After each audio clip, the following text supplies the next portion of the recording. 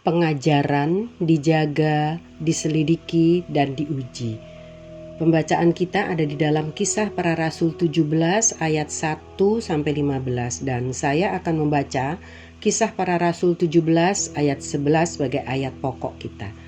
Orang-orang Yahudi di kota itu lebih baik hatinya daripada orang-orang Yahudi di Tesalonika, karena mereka menerima firman itu dengan segala kerelaan hati dan setiap hari mereka menyelidiki kitab suci untuk mengetahui apakah semuanya itu benar demikian. Saat itu pelayanan Paulus telah sampai di Berea. Berea terletak sekitar 50 mil di sebelah barat Tesalonika. Di situ juga ada komunitas Yahudi yang terbuka untuk mendengarkan Paulus dan memeriksa teologinya dari teks yang dia kutip di Perjanjian Lama.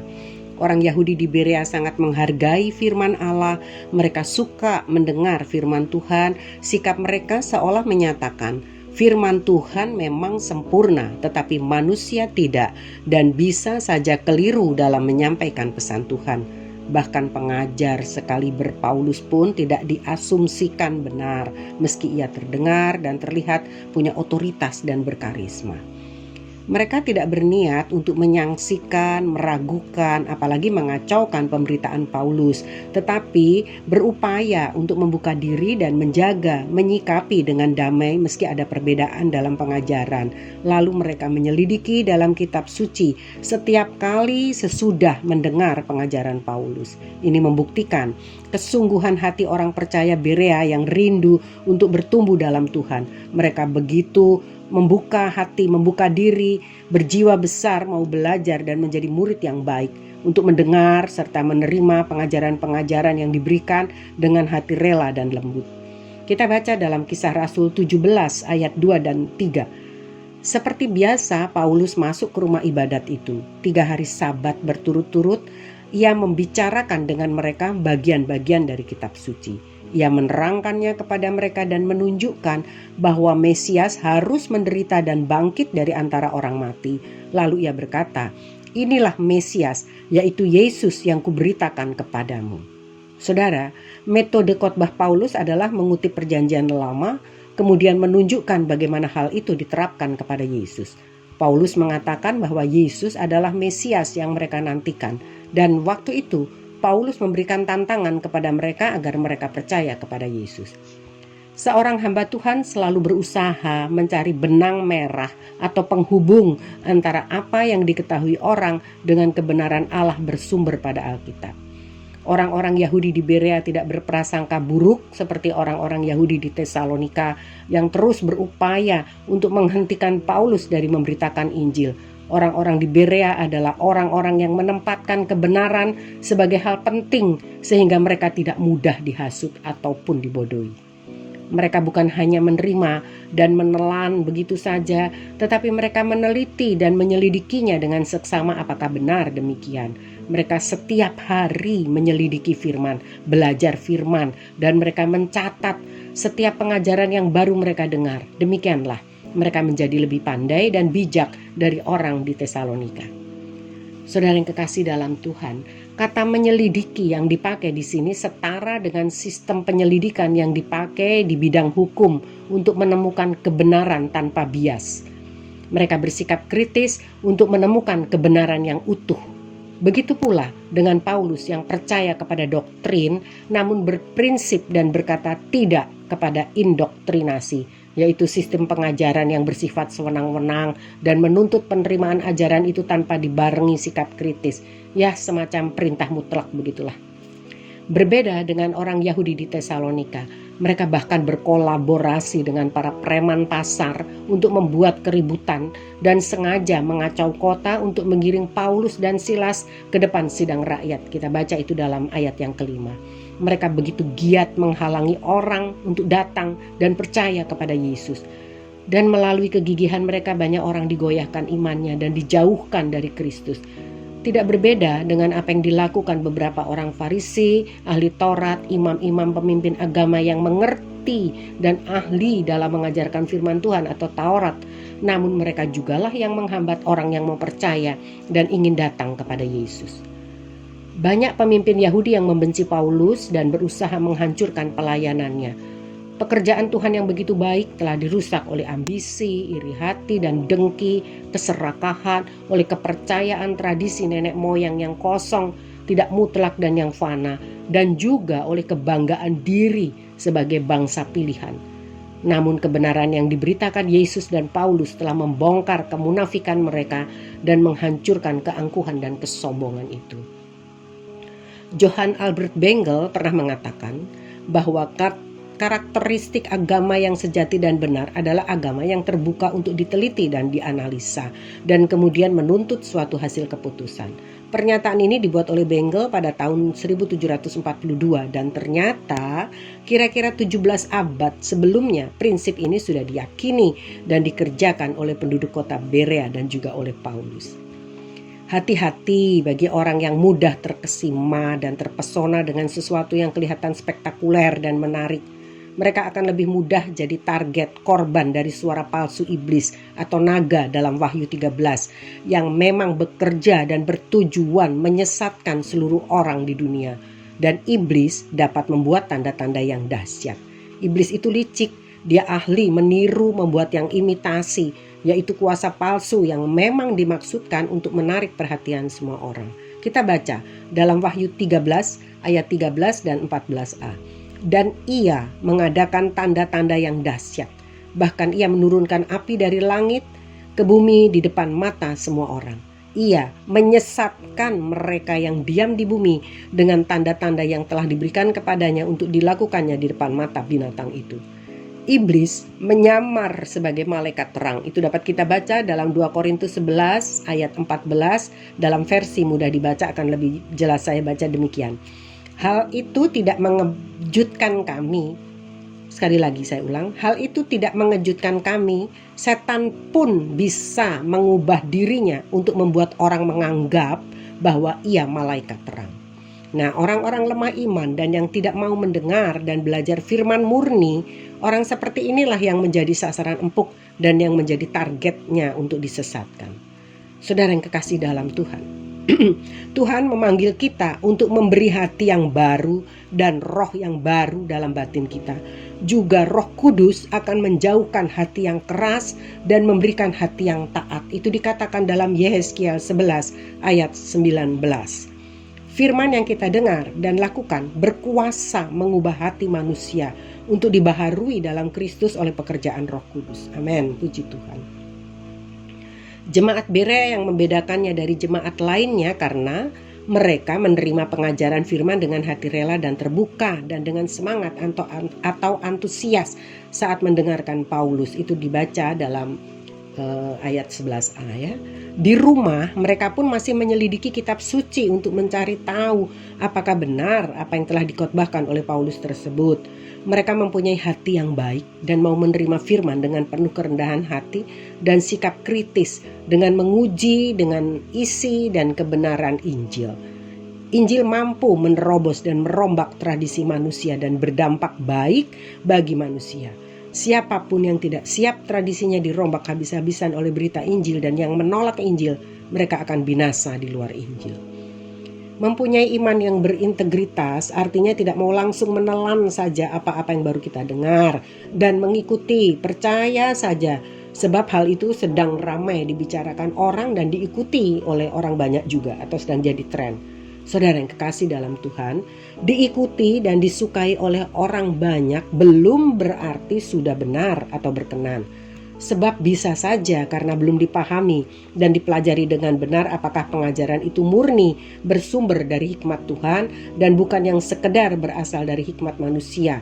Nah, hal inilah yang harus tetap diwaspadai dan diuji. Orang di Berea dapat menanggapi pengajaran dengan seluruh kemampuan berpikir kritis untuk menyelidiki dan menganalisa, juga menguji dengan seksama setiap pengajaran baru, apakah itu sesuai dengan kitab suci ataukah tidak. Sikap hati seperti itu membawa dampak berganda. Yang pertama, kebenaran tentang Yesus dalam Injil membuat mereka menerima sehingga pertobatan pun terjadi. Ayat 12a. Yang kedua, Kesediaan menerima Injil menjadi kesaksian bagi orang-orang non-Yahudi. Akibatnya orang-orang non-Yahudi banyak yang menjadi percaya kepada Yesus.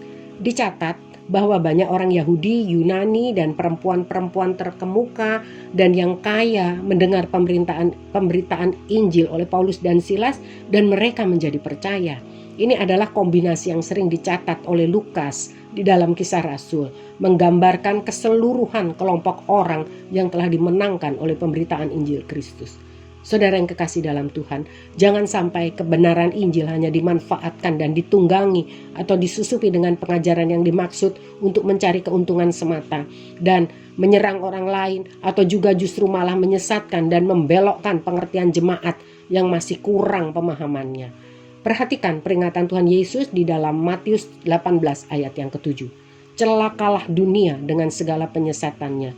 Memang penyesatan harus ada, tetapi celakalah orang yang mengadakannya. Banyak orang lebih mudah menyambut Injil bila disampaikan sebagai janji pengampunan kekal saja. Sekali selamat tetap selamat tanpa bayar harga dan pikul salib. Atau orang dengan antusias mendengar bila khotbah diberitakan, khotbah kelimpahan berkat instan semata tanpa kewajiban menjalankan segenap kebenarannya, sehingga itu tidak mendorong dan menyadarkan orang agar menjaga perbuatan dan pikiran untuk hidup semakin benar dan kudus, terus menjaga perbuatan dan pikirannya berkenan. Karena itu, saat kita mengabarkan Injil hendaknya juga disertai penggalian firman yang benar dan tepat, agar dapat didaratkan di hati pendengar dan dapat juga untuk mendidik umat dengan benar pula. Para pendengar Injil harus dapat mendengar perintah untuk bertobat dan berubah, lahir baru dalam Kristus setiap hari sebelum mendapatkan anugerah keselamatan sepenuhnya. Sebab akan nyata sikap hati yang sesungguhnya bila Injil diberitakan. Apakah mereka mau benar-benar menerima dan terbuka untuk Injil dan bertobat mau diselamatkan, atau sebaliknya menolak Injil dan menerimanya, menyukai Injil jika ada janji-janji keuntungan materi atau berkat-berkat saja, dan malah meragukan dan mencemooh menolak kebenaran pada bagian-bagian yang tidak disukainya, dianggap tidak cocok baginya.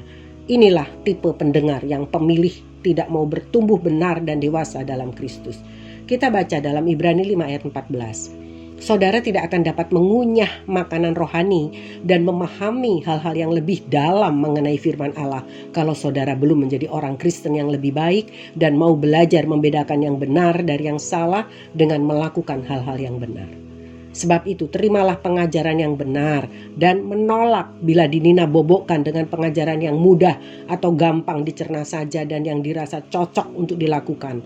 Jangan memilih-milih firman dan juga yang menyampaikannya berdasarkan penilaian diri sendiri, dengan tidak percaya dan berserah pada cara Tuhan dan otoritasnya mengutus siapapun yang dikehendakinya. Saudara, meski ada juga orang-orang yang bukan saja menolak berita Injil tetapi juga ingin mengacaukan segala hal yang Tuhan sudah kerjakan melalui berita Injil, gereja Tuhan tidak akan pernah terhindar dari kedua jenis orang ini. Hanya ketika Kristus datang kedua kalinya kelak, kita akan melihat kemenangan total dari pihak gereja Tuhan. Puji Tuhan. Saudara yang kekasih dalam Tuhan, jemaat di Berea membandingkan setiap pengajaran dengan firman Tuhan. Mereka tidak menerima pengajaran hanya berdasarkan keyakinan diri si pengajar, metodologinya, ataupun reputasinya. Karena otoritas semua pengajaran terletak pada firman Allah itu sendiri. Sebagaimana dikatakan dalam 2 Petrus 1 ayat 20 hingga 21 versi mudah dibaca. Yang terpenting ialah kamu harus mengerti bahwa nubuat yang tertulis dalam kitab suci tidak ada yang timbul dari pikiran nabi itu sendiri. Nubuat tidak pernah merupakan hasil dari yang mau dikatakan orang. Sebaliknya, orang menyampaikan yang dari Allah karena mereka didorong oleh Roh Kudus. Namun kita pun harus mewaspadai kecenderungan untuk menggunakan firman Tuhan guna membenarkan diri sendiri, untuk mencari keuntungan dan kebaikan diri, ataupun juga untuk kadang firman dipakai untuk menyerang orang lain. Ingatlah bahwa pengajar sesat pun punya pendukung, bukan karena mengajarkan kebenaran, melainkan karena mereka mengajarkan apa yang hanya disukai orang, yang hanya mau didengarkan telinganya, dan yang sesuai dengan seleranya. Kita baca itu di dalam 2 Timotius 4 ayat 3 dalam versi firman Allah yang hidup demikian. Sebab akan tiba waktunya orang tidak mau mendengarkan kebenaran dan mencari guru-guru yang pengajarannya sesuai dengan selera mereka. Itu sebabnya kita perlu pengajar-pengajar firman yang berkarunia seperti Paulus dan hamba-hamba Tuhan lainnya pada zaman ini untuk menebarkan pengajaran Injil murni, back to the Bible, agar Roh Kudus memimpin dan menuntun umatnya ke dalam segala kebenaran. Puji Tuhan. Berita Injil telah menunjukkan dan menyadarkan orang percaya bahwa Tuhan Yesuslah yang utama dan terutama dan yang layak menerima segenap pujian, kehormatan dan kemuliaan. Berita Injil menyatakan kasih dan pengampunan Allah kepada barang siapa yang mau datang kepadanya dengan kerendahan hati dan dengan hati yang hancur. Sebab Dia saja yang dapat mengampuni dosa oleh korban darahnya di kayu salib. Bahkan Yesus telah memberikan keteladanan sempurna dalam kerendah hatian. Sepatutnya lah jangan ada perasaan iri hati dan angkuh dalam diri seorang hamba Tuhan atau pelayan Tuhan. Sepatutnya tetap dapat menjaga hati. Jangan bersikap mau diutamakan dan dianggap istimewa melebihi orang lain. Tidak juga merasa iri hati jika Tuhan memakai orang lain lebih besar dan lebih terkenal daripada dirinya.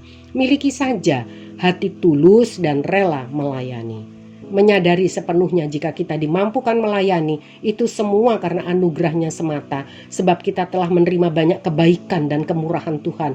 Jadi tidak perlu dan tidak layak untuk bersikap sombong. Namun di atas segala sesuatunya tentu saja kita perlu meminta pimpinan Roh Kudus agar Tuhan berbicara melalui setiap firman yang kita baca, kita dengar, kita pelajari untuk menjaga kemurnian iman kita. Tidak ada yang lebih tinggi dan benar selain firman-Nya. Otoritas tertinggi hanya ada pada firman Tuhan saja. Maka kita pun akan menghargai firman-Nya dan siapapun yang diutus Tuhan untuk menyampaikan dan mengajarkannya. Puji Tuhan, amin. Tuhan Yesus memberkati kita semua. Haleluya.